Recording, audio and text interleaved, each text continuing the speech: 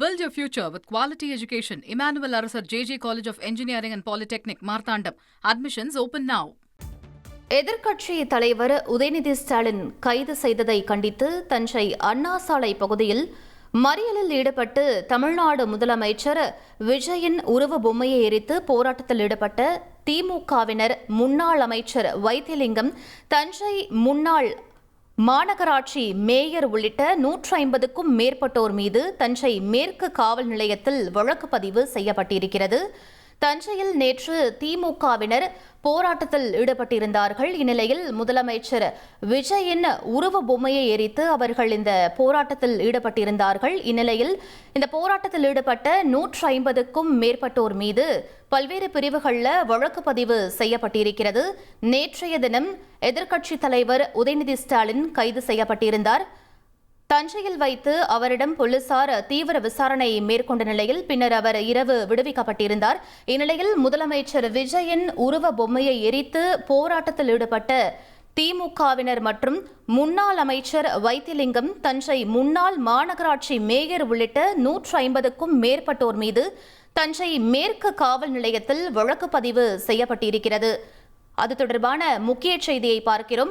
மேலும் விவரங்களை எமது செய்தியாளர் சையதிடம் கேட்கலாம். சையத், எந்தெந்த பிரிவுகளில் வழக்கு பதிவு செய்யப்பட்டிருக்கு, விவரங்களை பதிவு பண்ணுங்க.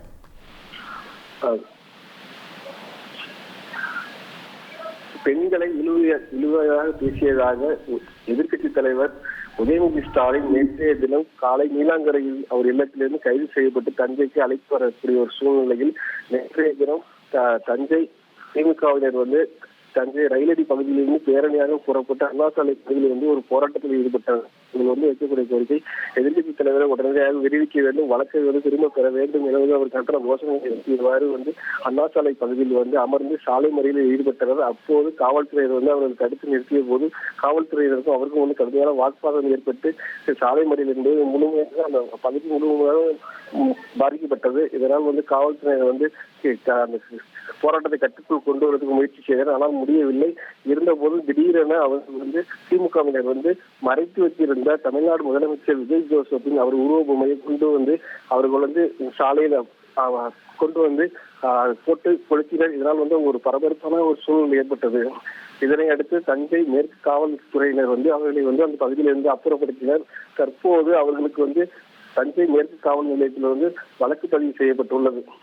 Build your future with quality education. Emmanuel Arasar JJ College of Engineering and Polytechnic, Marthandam. Admissions open now.